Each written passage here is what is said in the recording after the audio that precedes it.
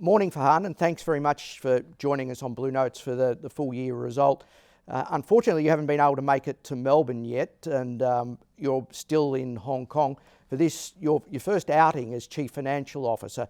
But you come to the role from international. So where do you see your focus now in this new role?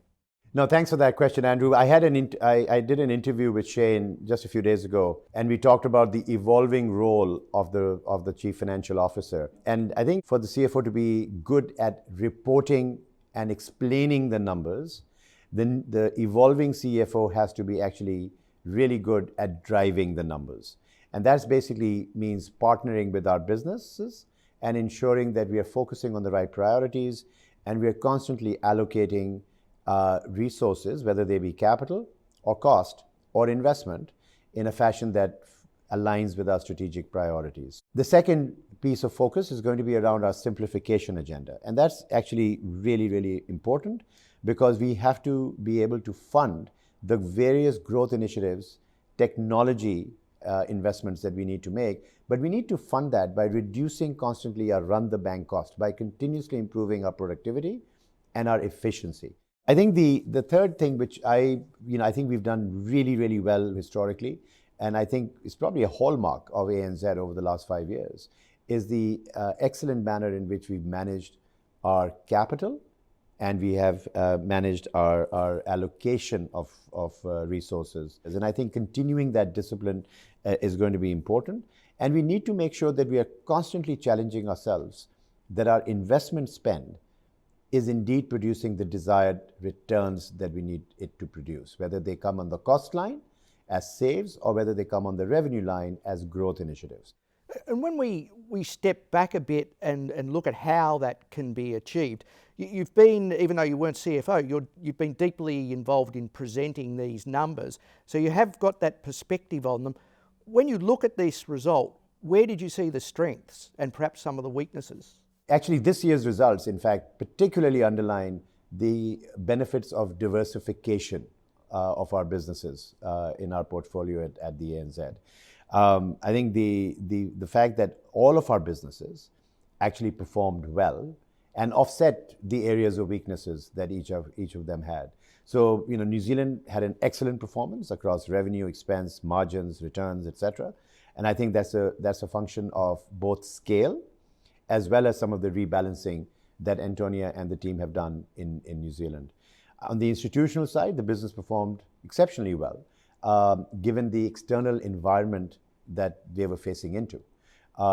Particularly, even though the revenue was down year on year, the markets business, which was primarily the driver of that, actually performed really well in the absence of volatility and customer activity that we had to face into last year, relative to 2020, which had, of course, a lot more volatility and interest rate and FX volatility that led customers to then hedge their positions.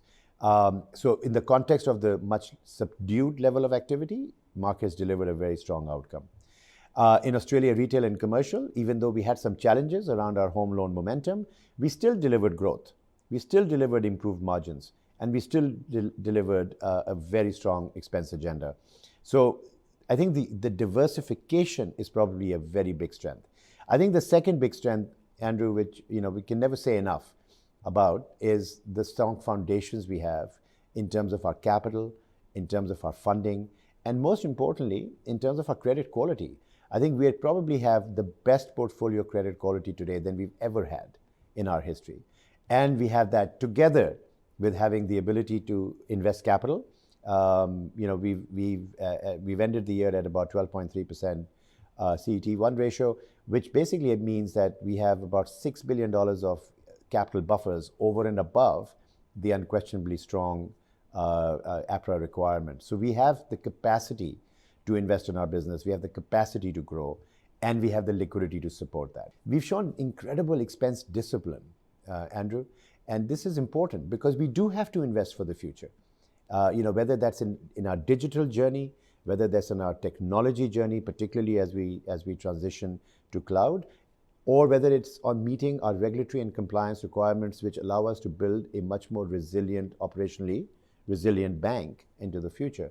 But we can only do that if we continue to manage productivity. And I think this year, that was one of the highlights of the result, where our saves on productivity almost effectively funded any growth in investment spend. In terms of areas of improvement, the home loan momentum, we have to get it back. That's an important part of our agenda. It's probably the number one priority for the entire executive committee, including Shane.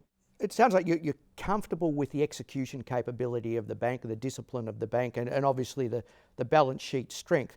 How then would you describe your risk settings at the moment, the risk appetite as we go into the new year? Obviously, we've ended the year with a healthy levels of provisions, which would allow us to manage into the next phase of where COVID is going to take us. Obviously, when we ended the year, we had major cities in Australia in lockdown. We had parts of the region which were still suffering from COVID, and I don't think COVID is even near over as yet. But as we see that emergence from COVID, as vaccination rates go up, etc., we will have the ability then to understand how we can release some of those provisions into our P&L.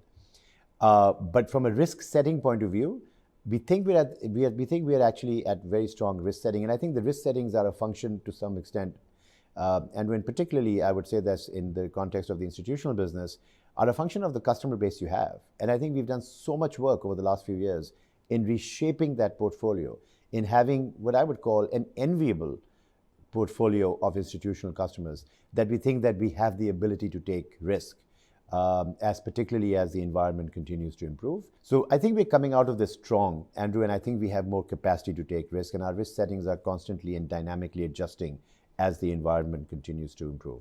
Well, thank you very much for your time this morning, Farhan, and good luck with the new role. We look forward to seeing you in Australia when you're able to come here. I'm looking forward to it, Andrew. My biggest challenge right now is trying to pick a footy team before I land in Australia. So the work underway on that front.